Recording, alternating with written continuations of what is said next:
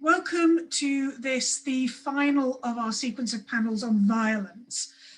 When I was finalising the biographies of today's speakers, I was reminded of something that struck me way back in January 2020, Another World, when I put the meeting together.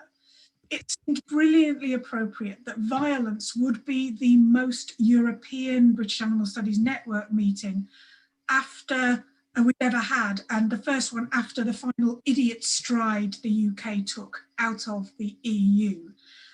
We are having and have had talks from Croatia, Poland, Denmark, the Netherlands, as well as India, the US and Australia. Now, of course, it just feels brilliantly appropriate that we are meeting to contemplate isolation tanks, the invisible violence of everyday phenomenologies, and the idea of engaging in activities that lead to self-destruction. Today, we do this through weaponized pigeons, Cold War dolphins, and stop-motion worlds. And I'm really looking forward to hearing our papers today. So I'm going to invite Justyna Włodarczyk. You see, I practiced and now it's all gone horribly wrong. Justyna Włodarczyk to open up her screen to us. Justyna teaches American Studies at the University of Warsaw in Poland. She's published on factors that have shaped human-canine relationships in the past 2 centuries. And her most recent book, Genealogy of Obedience, Reading North American Dog Training Literature, 1850s to 2000s, from Ryle in 2018, examines changes in dog training methods in the US, alongside shifts in dominant discourses of gender, race, and class. Her current research project is titled Explorations of Interspecies Harmony in American Literature, Film, and Other Cultural Texts, 1850s to 2020s. And her talk today, if you want to open that screen up to us, Justyna, is Beyond Bizarre, the spectacular failure of B.F. Skinner's pigeon-guided missiles. I'll hand over. Yes, let me start the sharing. Share and slideshow. Okay. Good. It's all good. Is it good? Okay, great. Well, let me begin then. This presentation is the result of a very small research project that I carried out with the help of a very small grant from the Polish National Center for Science. And it enabled me to visit the B.F. Skinner archives at Harvard University. And this was in the summer of 2019, which was a happy and innocent time in the last summer before COVID. And I just had fun. Excuse me? Oops. Can you hear me? Yeah, I think somebody didn't have themselves on mute. Okay, I'm sorry, then I'll simply continue. So the photos and the newspaper clippings I use in this presentation are, unless noted otherwise, my photos of the materials from that collection. And I was hoping at some point that this small project would evolve into something bigger, into a bigger project titled Behaviorism's Animals, a look at the lives of lab animals used by behaviorist scientists. But it has not. Clearly, the topic was not appealing enough to funding bodies, and I will not be pursuing the project further for now. But I did end up learning a lot about pigeons. Additionally, my findings can also be used to focus on certain more subtle understandings of violence against non-human animals, on strategies that rely not on overt coercion and physical force, but on increasing an animal's desire to perform a particular behavior. And of course, the use of animals in warfare is based in a type of violence that is very literal, as is all warfare after all. Animal bodies have for centuries been deemed more disposable than human bodies. Their unique species-specific abilities and sheer physical strength have been exploited by the war machine. In addition to the well-known uses of animals in war, such as war horses, messenger pigeons, and various types of dogs, it also exists a plethora of largely forgotten, odd projects that are mentioned, if ever, via a framework that might be referred to as the Cabinet of Military Curiosities. By this, I mean that there hardly exists a methodological framework for discussing these projects, but they're usually summed up by the response, "How bizarre." This response can be contrasted with the often over-emotional responses to narratives of animal sacrifice and heroism that help us naturalize the participation of non-human animals in human-waged wars. These odd projects include the US Army's World War II work on the bat bomb or the Cold War project Operation Big Itch, which was a plan of using fleas as bioweapons. Skinner's pigeon bombs seem to fit into this cabinet of curiosities narrative. However, I would like to go beyond bizarre and suggest that the story can be probed further. What differentiates Skinner's project from the ones mentioned above is that the pigeons were not simply to be dropped from a plane along with explosives, but were trained in steering the missiles by pecking at a target. Through cables attached to the birds' heads, the pecking would mechanically steer the missile until it reached its target.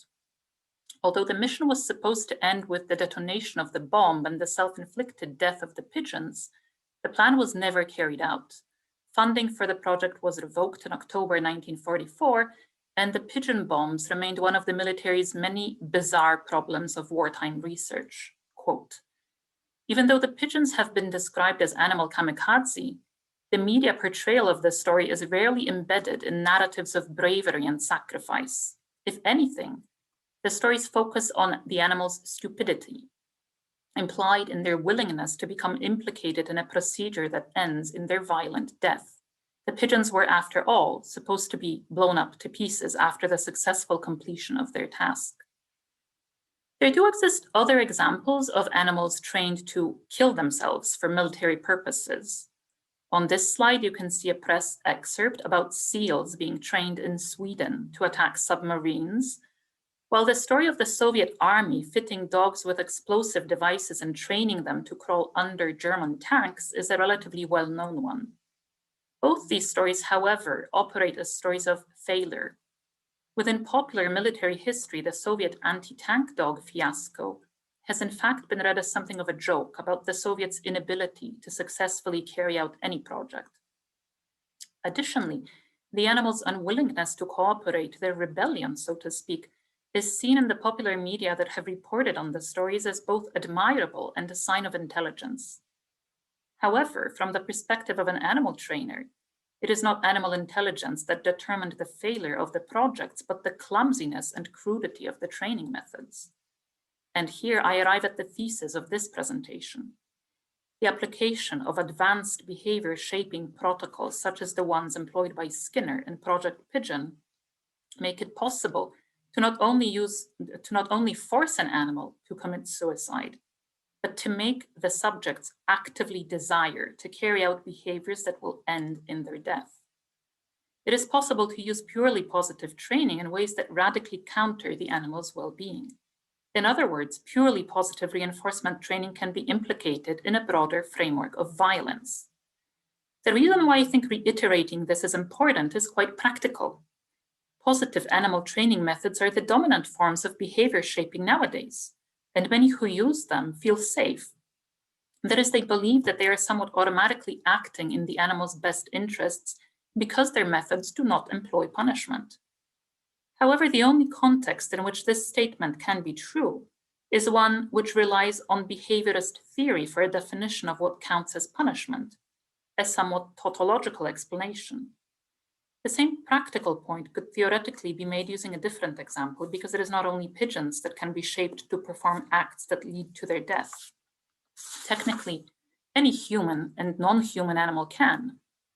However, unlike stories of human or canine soldiers, the story of kamikaze pigeons is not implicated in narratives of heroic nation building, which makes it a better example for fleshing out the mechanics that go into the making of the end product.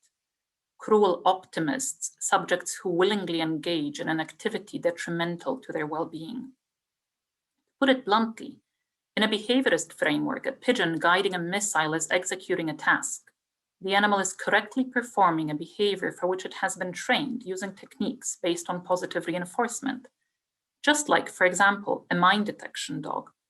Though yes, I am aware that mine detection dogs are not expected to be killed in the process of locating mines, even though the risk is always there.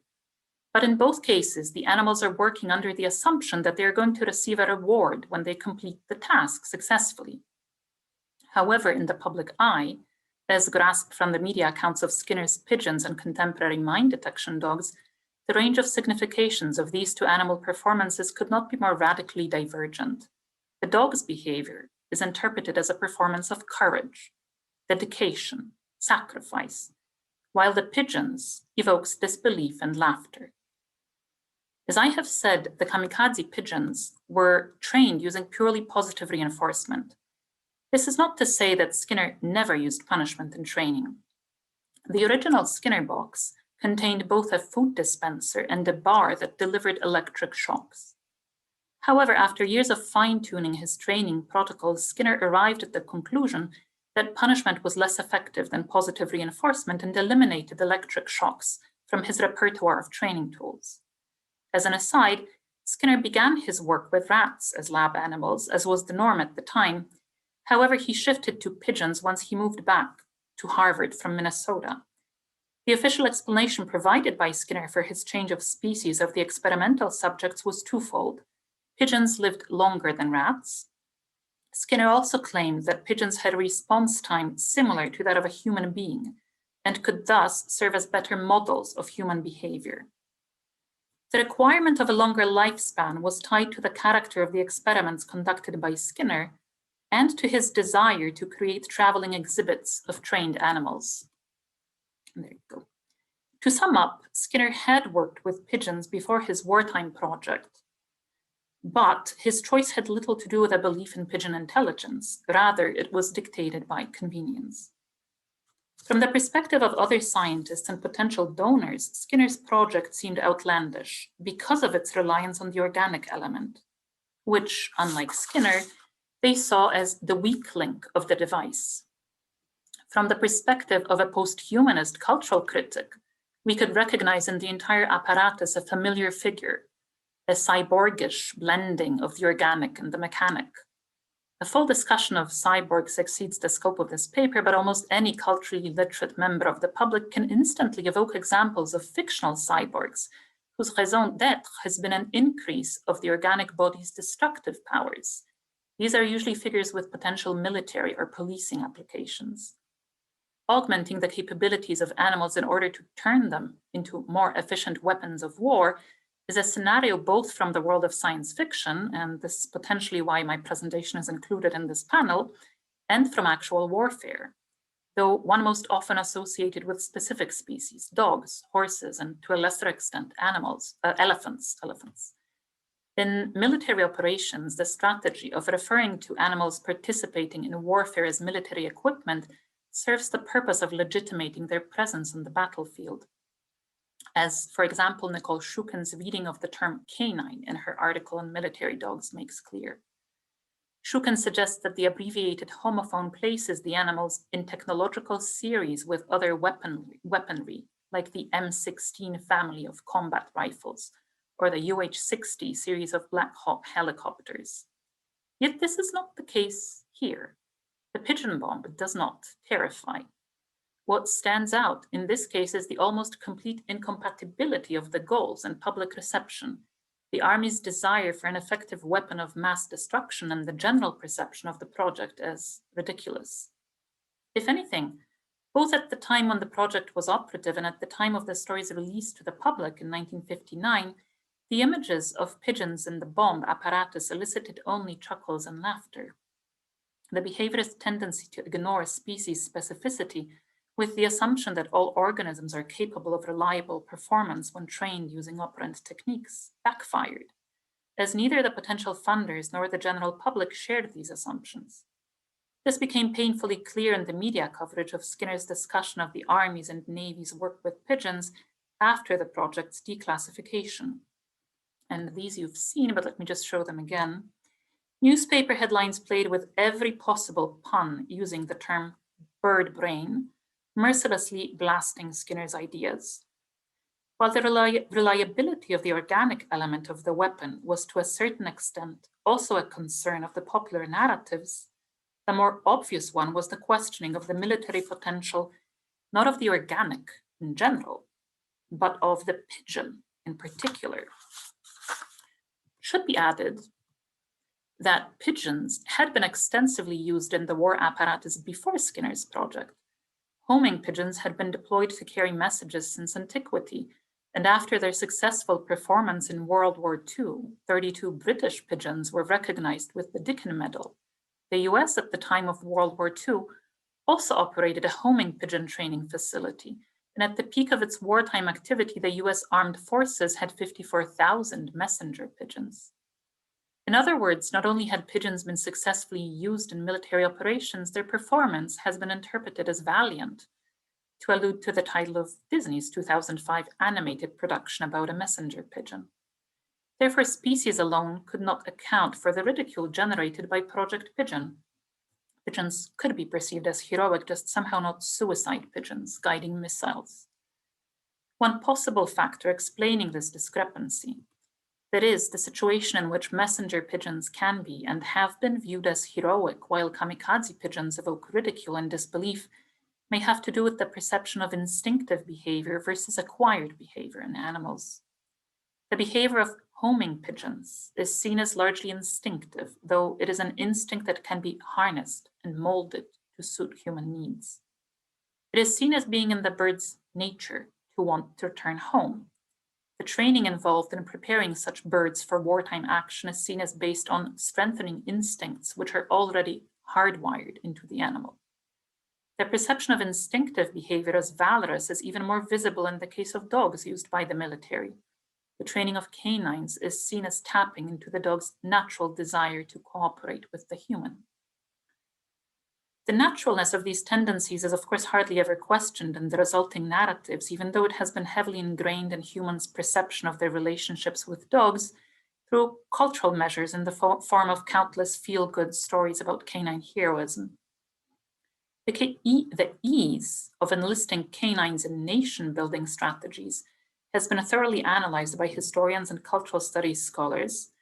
However, an observation that may be useful for conceptualizing differences in the perception of homing pigeons, seen as acting on the basis of a sublimated form of instinct, versus suicide pigeons, seen as acting against the basic instinct of self-preservation, comes from a text not on war dogs, but from one about a famous homecoming story. And here I am referring to Erica's analysis of Lassie Come Home, where Fudge tries to make sense of the power this sentimental story continues to have over the human imagination, and concludes that its potency results from Knight's skillful blending of two potentially contradictory explanations of the human-animal relationship.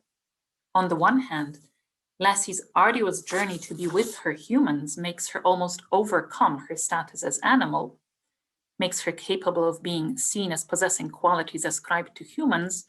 On the other, the dog's return is all the more natural and timeless because the return belongs with nature, the animal instinct, and not with culture, human reason. Strangely, Lassie transcends nature by yielding to instinct. The same mechanism can be seen at work in the messenger pigeon stories. The birds manage to achieve the status of heroes by yielding to the homing instinct, by doing what they have been, slightly mysteriously, bred to do through the process of domestication. Nothing like this is at work in the reception of the bomber pigeon narrative, where the animal is maybe not a terror-evoking monster, but a ridicule-generating freak, committing something of a crime against nature. The bird is seen as performing a behavior that comes from the repertoire of culture, a behavior that it has been taught to do. The fact that the behavior leads to the bird's self-destruction strengthens the perception of the activity not as an expression of avian intelligence, but the exact opposite, proof of bird brain stupidity. A similar contradiction has often been at work in various narratives of dog training, where canines engaged in activities they have been bred to perform, a hunting dog flushing out a bird, are seen as graceful and noble, while the performance of activities that seem unrelated to the semi-teleological explanation of the dog's purpose are seen as freakish and undignified. So, for example, a hunting dog performing tricks. In some contexts, a trained dog has been seen as exhibiting intelligence, while in others, receptiveness to training is nothing more but an expression of blind obedience, the exact opposite of intelligence. If one strategically accepts the behaviorist reading of the trained war animal, the reading which does away with heroism and sacrifice, it becomes painfully clear that one of the major reasons for incorporating non-human animals into the war apparatus is the greater expendability of non-human life. The violence which underlies stories of animal war heroes is thus revealed. This, I argue, might be one of the final reasons explaining the public's negative reaction to the pigeon bomb specifically. In the case of military canines or horses, the public's explanatory narratives focus on the animal's potential for higher emotions: heroism, loyalty, sacrifice. In the case of kamikaze pigeons, they do not. As previously argued, they also cannot focus on instinct, as the bird's behavior is seen as contrary to instinct, as purely acquired, even though its level of artificiality is actually similar to other behaviors performed by trained animals. In the case of the pigeon bomb, the public is forced to take Skinner's very open and honest explanation, that is, that the lower organism is used because it is easily expendable, at face value. And somehow this explanation does not hold potential for the kind of war stories the public needs to maintain morale. There is, of course, additional disbelief evoked by the effectiveness of the training technology itself. The possibility of not just coercing an animal into performing a behavior that contravenes its well-being, but of the animal engaging in it willingly and with enjoyment. Behaviorism's ease of crossing species boundaries, its mantra of all organisms learn according to the same principles, suggests the scary possibility that the technology could be applied to human beings as well. This accusation of brainwashing is one which has been regularly meted out at Skinner in the scores of critiques of behaviorism. Skinner may have disregarded species specificity in favor of universalism, but the public could not accept this claim at face value. Accepting the behaviorist readings of both animal and human behavior required a radical departure from the safety of traditional explanations. Behaviorism forced new interpretations on well-known processes, interpretations that often countered the long-standing explanatory narratives of both animal and human behavior, scraped off the thick layer of symbol and myth, here heroism and sacrifice, leaving only the bare bones framework that supposedly was the same across species boundaries. And if it was, if behaviorism's cross-species analogies had any validity, then Project Pigeon was more frightening than the scariest horror movie. It not only suggested that a cruel optimism scenario, that is, a situation in which subjects can actively desire something that is detrimental to their well-being, was possible, but also provided very specific tools for bringing that scenario to fruition. In that case, the ridicule the kamikaze pigeons met with was understandable. It was the only possible response that downplayed the dangers of technologies of social control. Thank you very much, and that is it for now. Brilliant. Thank you very much indeed, Justyna. That was fantastic.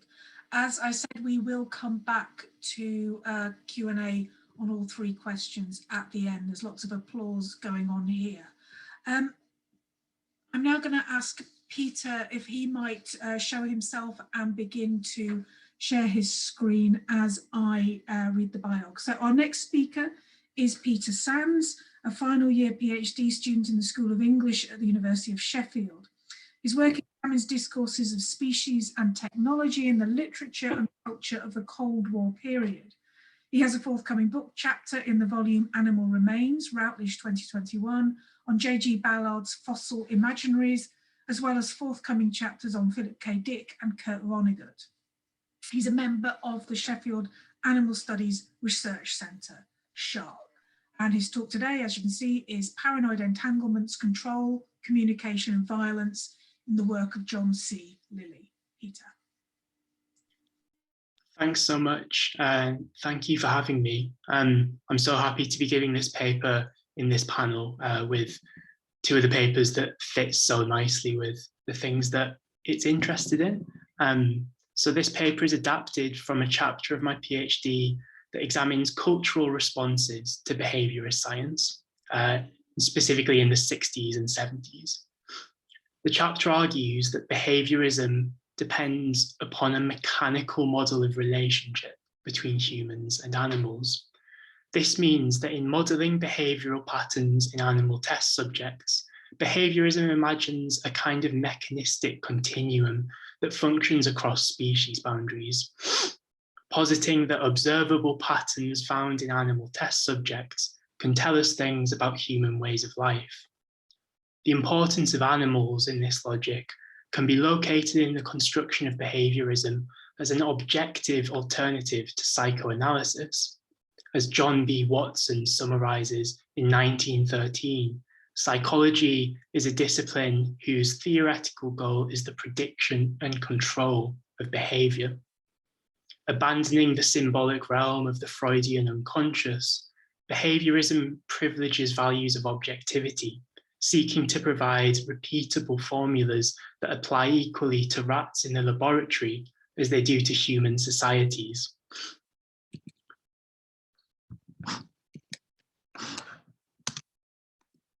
So looking at behaviourism through the lens of violence can take place on a number of different levels.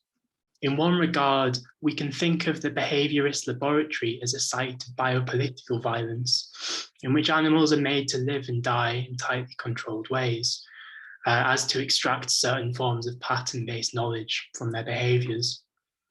At a more fundamental level, viewing behaviourism as a mechanical practice ties it to the philosophical lineage attributable to Descartes that views non-human animals as themselves machine-like, in opposition to the spiritual essence that defines the human.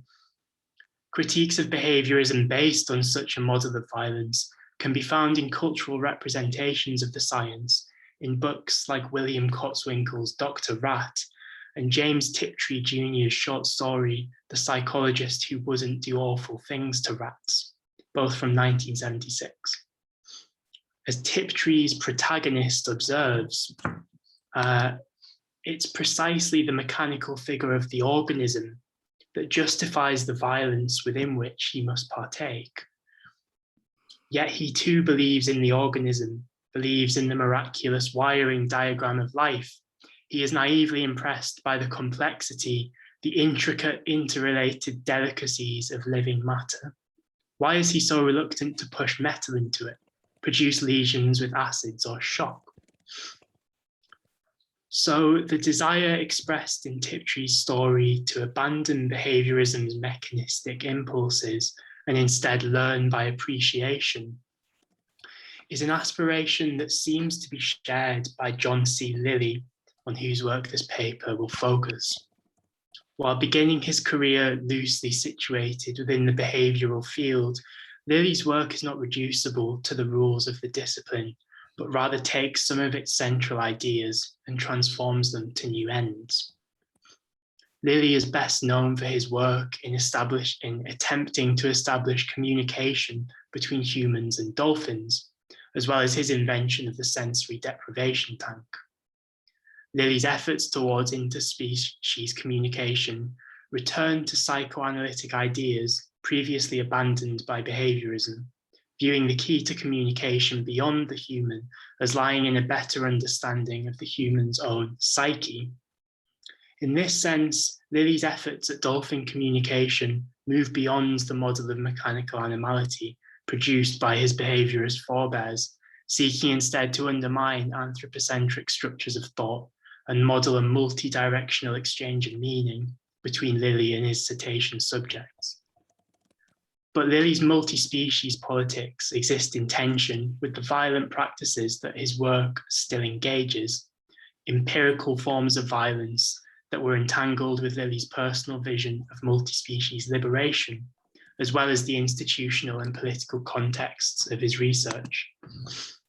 So in tracing the intersection of these factors, I argue that the measurable violence inflicted in Lilly's experimental settings is justified implicitly through the epistemic framework that underpins his theory of interspecies communication, while moving beyond the mechanistic model evidenced by earlier behaviourists. Lilly remains indebted to a conception of language as a stable source of meaning, a model that privileges human linguistic systems as defining the limits of communication's possibility.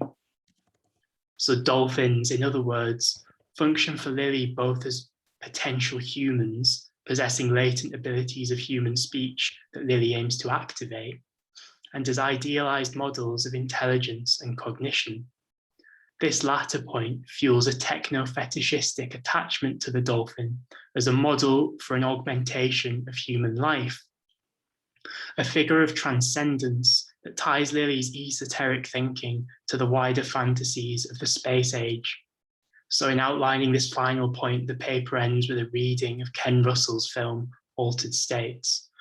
But first, I want to look at the political and institutional contexts that feed into Lilly's theory of interspecies communication. So Lilly's interest in dolphins can be traced in part to his role at the National Institute for Mental Health during the 1950s. At this time, Lilly's research focused on the brains of macaque monkeys, investigating the roles played by different neural regions in triggering positive or negative responses to external stimuli. As Charlie Williams argues in a paper that addresses Lilly's unpublished personal papers, Lilly is preoccupied during this period with the idea of push-button control over motivational sites of the brain, techniques that conjure associations with mind control and that allow for external interference in the emotional states of his subjects.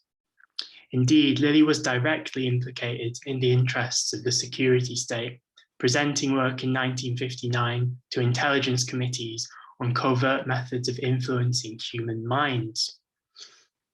But macaques ultimately proved to be imperfect models, and Lilly turned to the bottlenose dolphin by virtue of its comparable brain size to humans.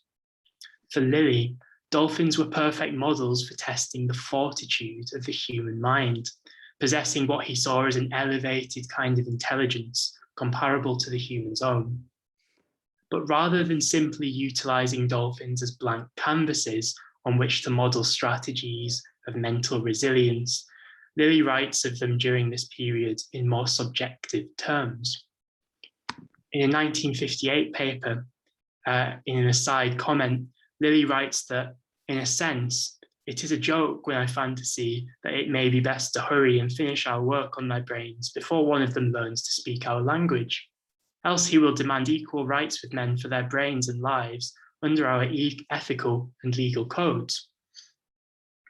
So as well as functioning as ideal comparisons to human neuroanatomy, Lilly saw dolphins as possessing an intelligence in their own right, a mental fortitude that made them active and resisting participants in Lilly's games of brain warfare. Experiments during this period included isolating dolphin subjects from members of their own species, allowing contact with only a single human lab assistant. In other instances, Lilly's attempts to break through to the dolphins involved administration of LSD. These practices, as the historian of science D. Graham Burnett observes, tie Lilly's work to the clandestine operations of the CIA's Project Artichoke, which in the early 1960s also made use of the drug in experiments aimed at producing vulnerable states in human subjects. So by 1959, Lilly had secured funding from various sources, including the Department of Defense and NASA, to open his own institute devoted to the investigation of, quote, the mechanisms of inter- and intra-species communication of intelligent information, emotional status, and basic drives. Despite marking a continuation of the work initially devoted to theories of brainwashing, Lilly's research at the Institute begins to focus more on an inquiry into dolphins' own interests. During this time, Lilly works towards developing a system of communication designed to bridge the difference between himself and his cetacean subjects.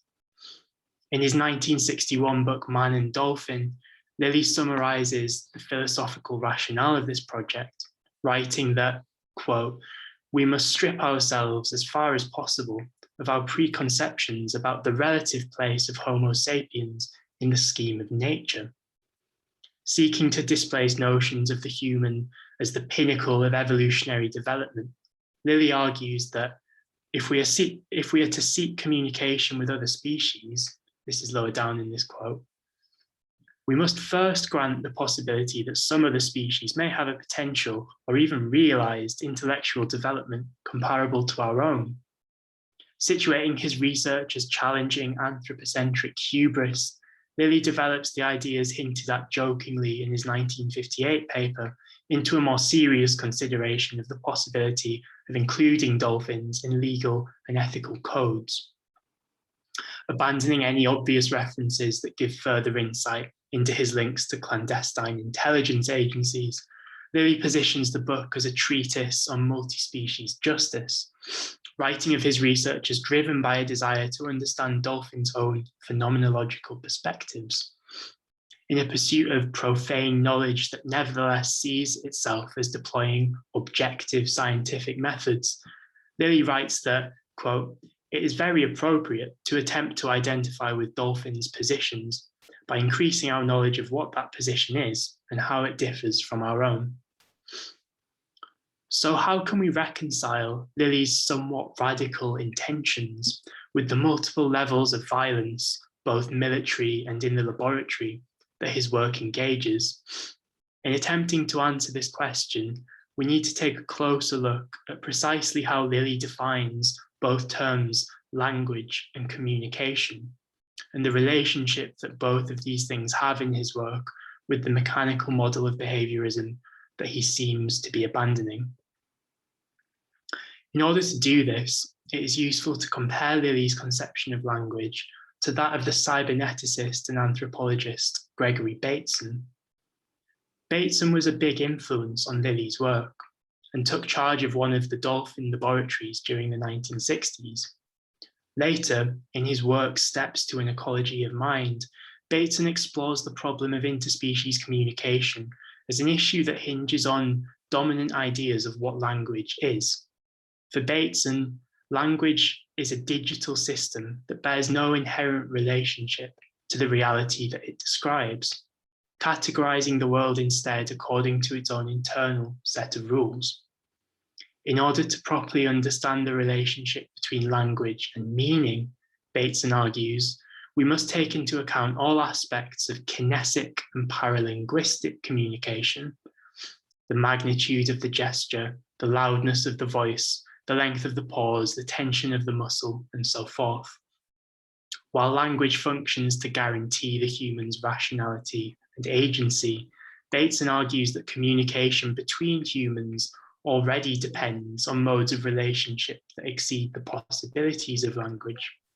Language, in other words, fulfills only half the job and is supplemented by the human's own more than human faculties of relationship, such as tone of voice, gesture, and bodily presence. Lilly's work in the early 1960s in many ways prefigures the arguments made by Bateson, posing the question, who in the human species does not already possess intraspecies language? Lilly conducts experiments that focus on dolphins' own patterns of vocalization. All of them, he writes, frequently creak, put, and whistle underwater, with some rare quacks, squawks, and beats under the water and in air. On digital language, Lilly argues, our own acoustic systems have been trained, if not overtrained, to extract meaning from complex patterns, but not all patterns. Speaking to dolphins, thus, seems to require for Lilly an expansion of the sensory field in which communication can take place. But despite his heightened awareness of non-linguistic ways of communicating, Lilly nevertheless defaults to a position that privileges digital language as being synonymous with communication. While acknowledging the role played by facial expression, for example, in conversational exchange, Lilly writes that this is not an absolute concomitant of spoken language. We can still speak to one another fairly successfully over the telephone without visual aid. Mirroring his preoccupation with the troubling category of intelligence, Lilly's conception of language seems to narrow as he presents more and more of his findings in Man and Dolphin. In a particularly paranoid passage,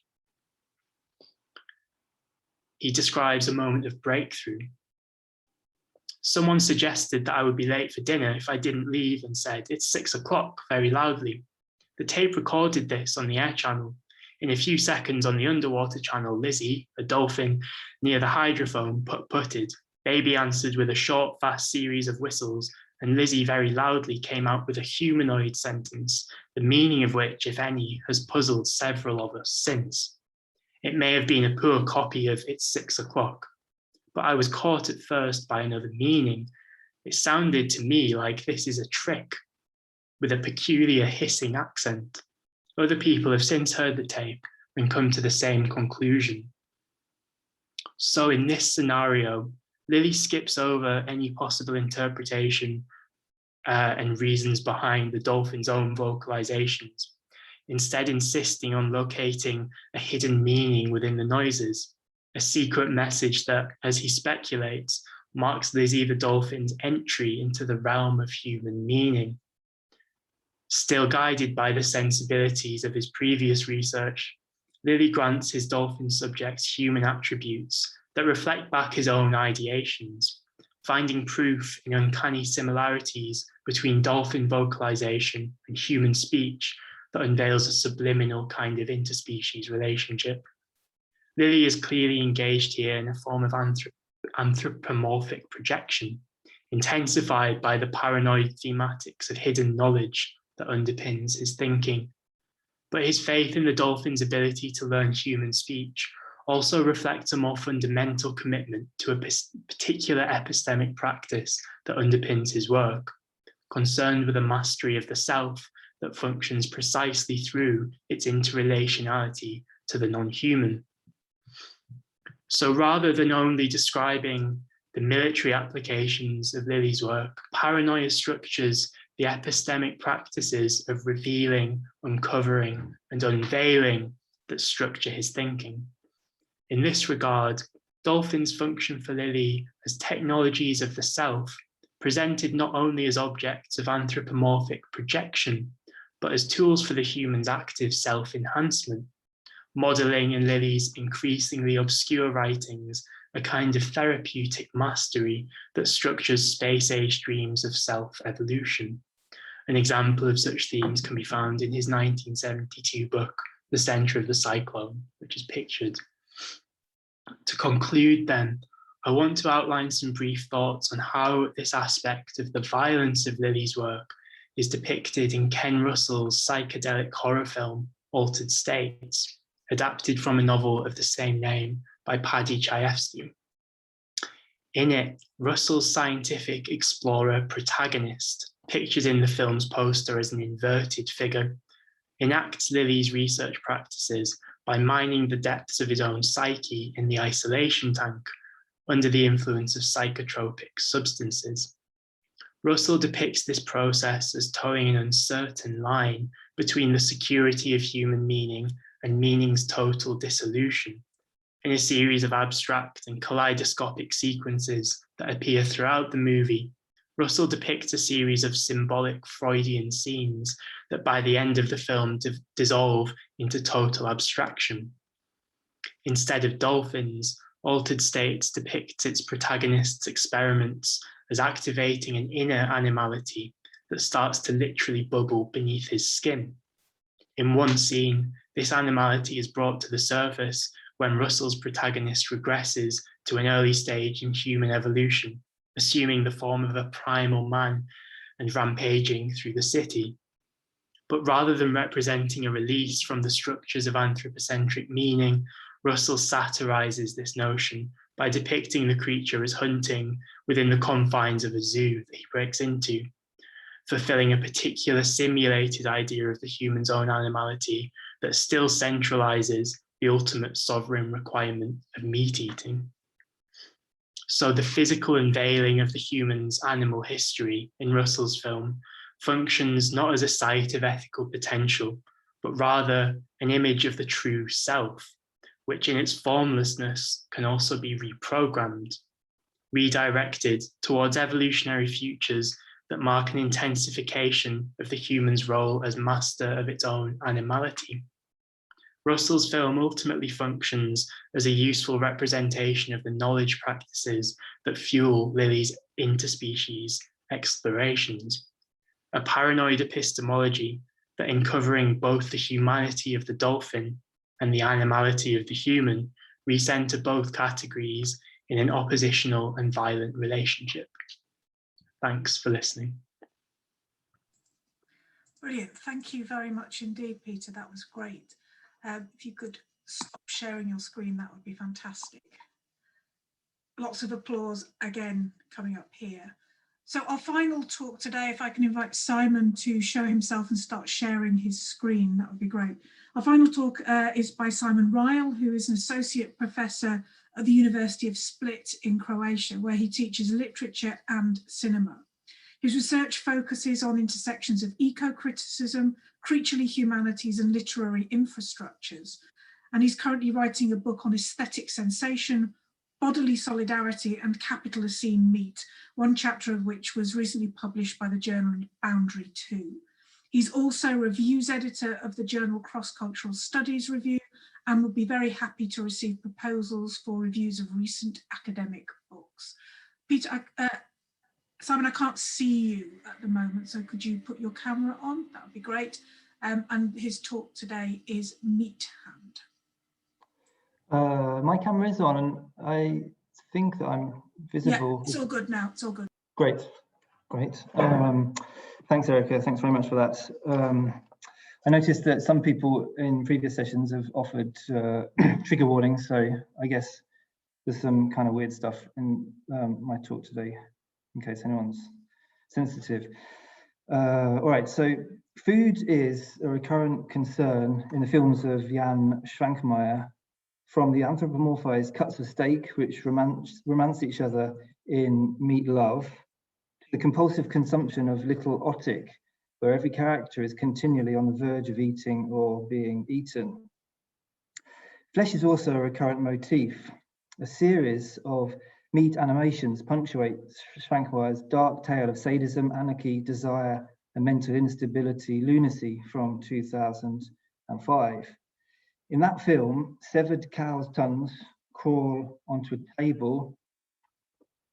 tabletop to slurp spilled beer and lick out half-empty glasses. Carved from a side of beef, slices of raw meat throw themselves from a tabletop and flop across the floor. This flesh is mischievous, ill-mannered, and impish. Trotters' eyeballs and ears crawl from glass jars and swarm through thick mud. Disembodied organs climb through a window and slide down a wall into a cellar. They are vulnerable, soft against the hard and dirty surfaces they traverse, but also driven onwards. Tongues and eyeballs slip into skulls where they loll and goggle. Raw meat bursts carnivalesque from a crucified statue of Christ. Slices of meat poke through the plaster of a grey stone wall. Meat slithers into the spaces between the stones and the flesh wall throbs as if it's breathing. Bones emerge from old coats to be pummeled into dust by hammers.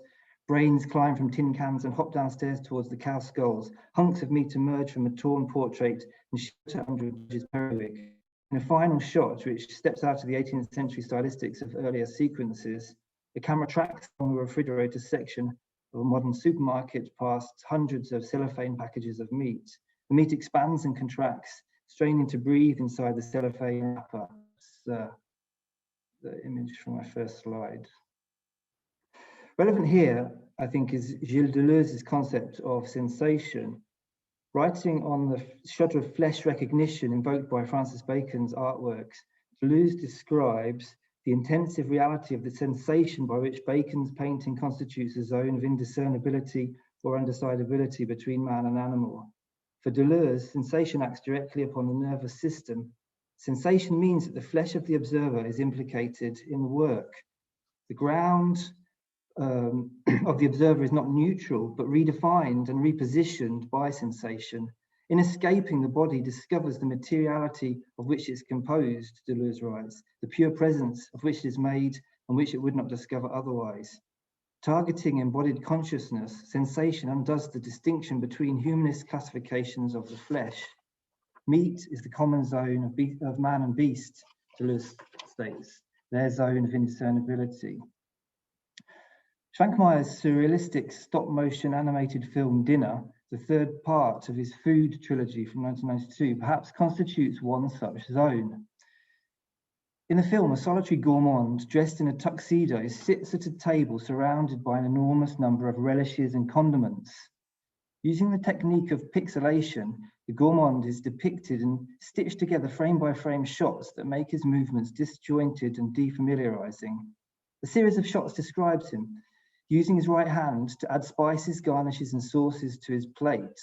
A strange tension builds due to the disjointed movement of the stop motion, his extended reliance on only one arm, and the fact his plate itself is not visible, hidden behind the large number of bottles and jars of condiments. At last satisfied with his meal, the gourmand nails a fork into a prosthetic wooden hand.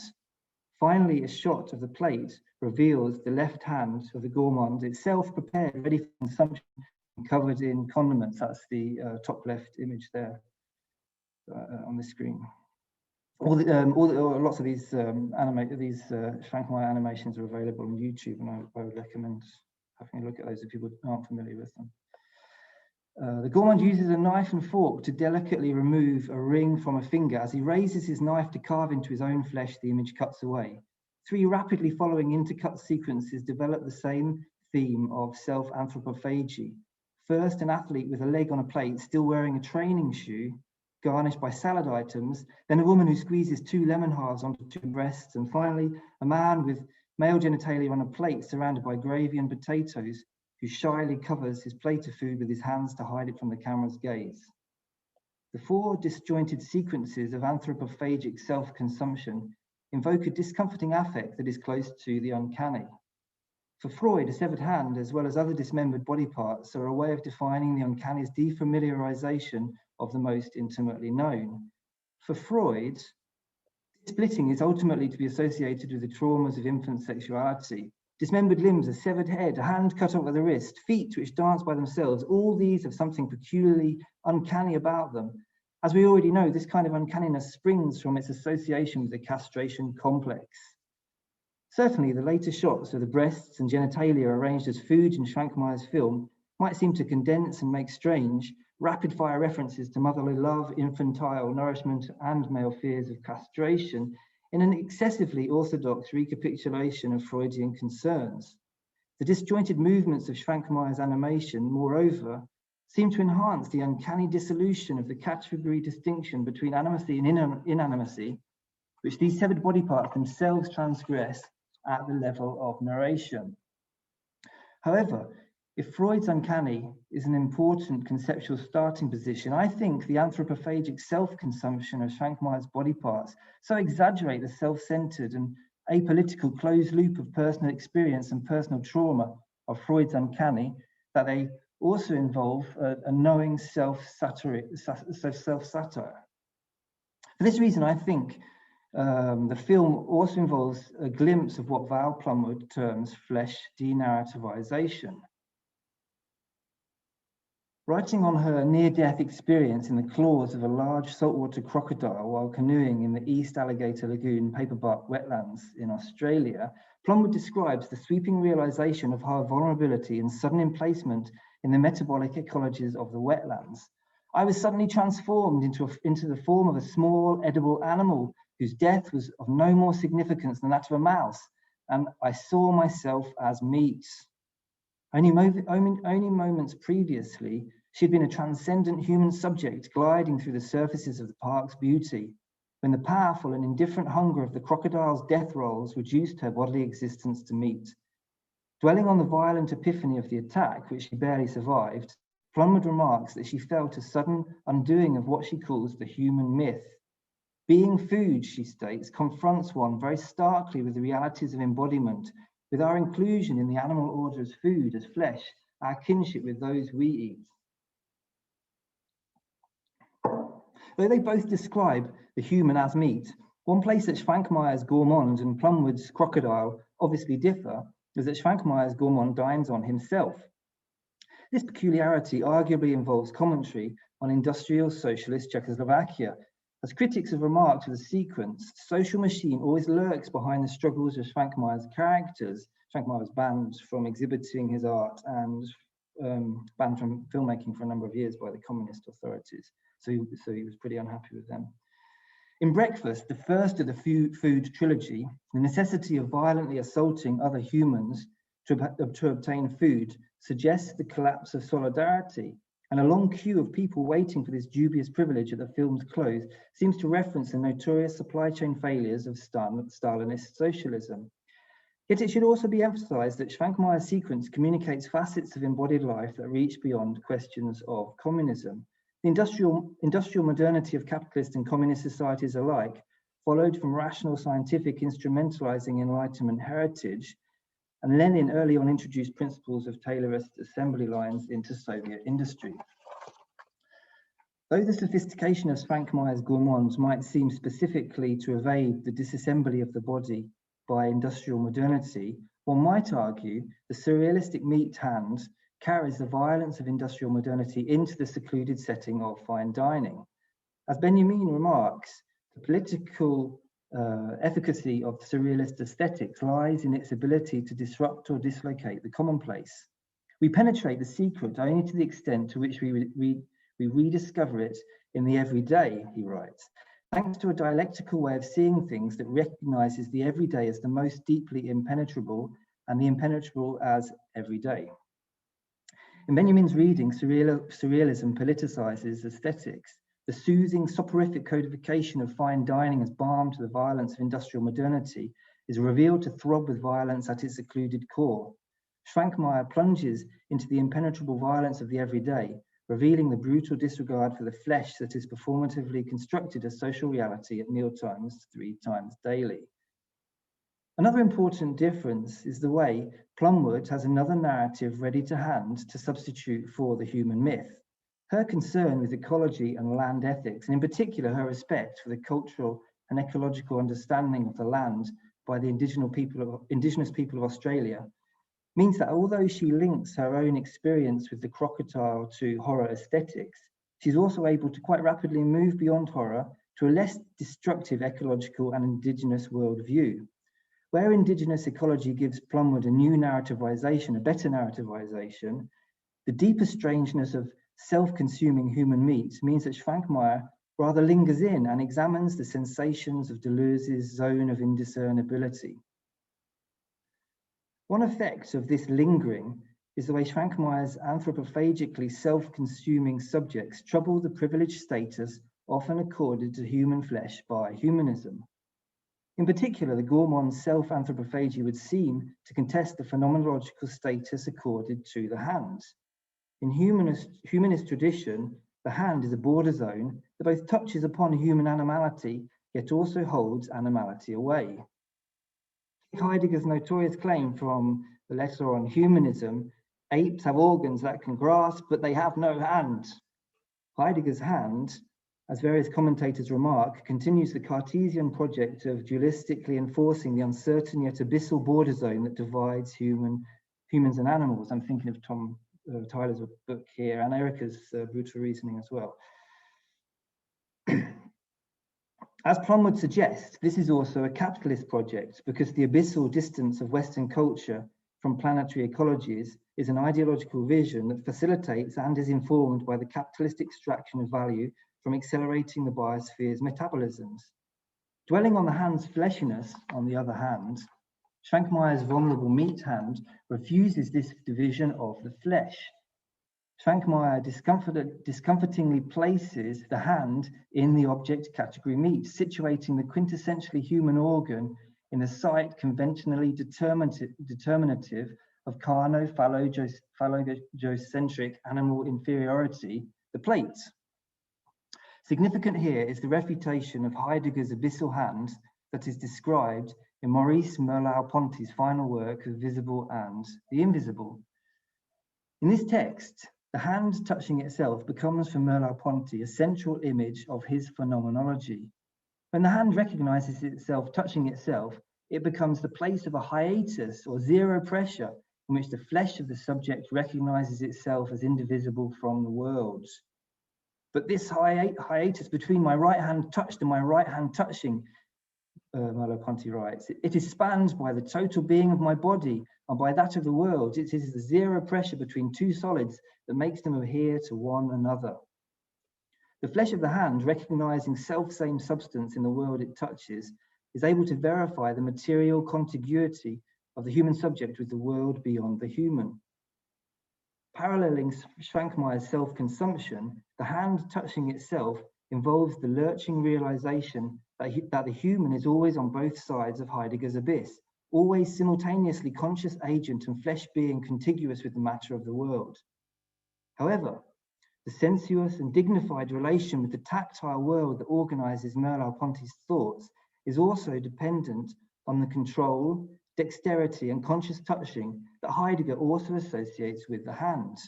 Merleau-Ponty reaches across Heidegger's abyss, undoing humanist difference, but does so with the dignity conveyed by the hand in humanist phenomenologies such as Heidegger's.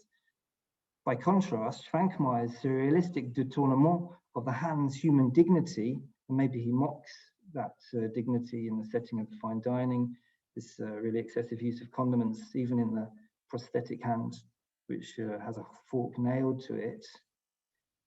This détournement broaches the violent and exploitative forms touching can take. It renders strange the denarrativizes the violent assumptions involved in producing meat. As I was putting this presentation together, I was worried that there actually were not very many animals in my paper, but I feel like my paper and this film are kind of haunted by the livestock I never got a chance to really talk about. And so that makes Schwankmayer's film kind of similar to the situation of an average mealtime, where the maybe where the absent referent also haunts consumption. What knowledges might we need to deploy strategically, politically, in order to rupture a system of truth that is intent on reproducing an assumption of human superiority in language, thought, and perspective, asks Dinesh Wadwal. With the optimism of the will that Gramsci described, I propose that Schwankmayer's surrealism moves towards this knowledge by disrupting the abyss that facilitates the exploitative meat production of Capitalocene livestock agriculture. As Benjamin states of surrealism and revolutionary consciousness, revolutionary change will happen only when body sphere and image sphere interpenetrate so deeply that all revolutionary tension becomes bodily collective innovation, and all bodily innovations of the collective become revolutionary discharge. Rendering the uncanny political, Schwankmayer's surrealism invades the soporific, banal everyday with the violent occluded outside of meat fleshiness. As bodily sensation, meat presses at the epistemic wall we've built to keep it out. I'm thinking of the throbbing flesh wall of lunacy here. Rather than holding animality at bay, as does Heidegger's hand, Schwankmayer's hand seizes us and pulls us towards meat. In the discomforting transition it works upon self-recognition, the meat hand involves visceral and rupturing knowledge of the silences that constitute the phenomenal world of human-animal relations, as well as the everyday phenomenologies by which our consumer choices sustain practices and institutions, pandemic-causing institutions indeed, of brutalization, exploitation, and mass slaughter. And thank you for listening to me. Brilliant. They fit together fantastically well, which is always very, very pleasing. So thank you very much to Simon. Can I invite everybody who wants to please turn on cameras at this point so we can see faces? That's always incredibly nice to know that people do exist in the world. And I got dressed properly today, which is going to be my last excuse to do that for a very long time, I fear, but there we are. As I say, I'm going to open up the chat now to question. Ideally, I'd like people to ask their own questions. So if you want to just put into the chat, I have a question, I will keep a note of who is in what order and do that. But if you would rather have your question read by me on your behalf, please type it in there. I am going to, while waiting, I'm going to take the opportunity to ask my question, which is a question I thought of for Justyna. Did at any point, thank you, sir, to the recording office says, well done, thank you.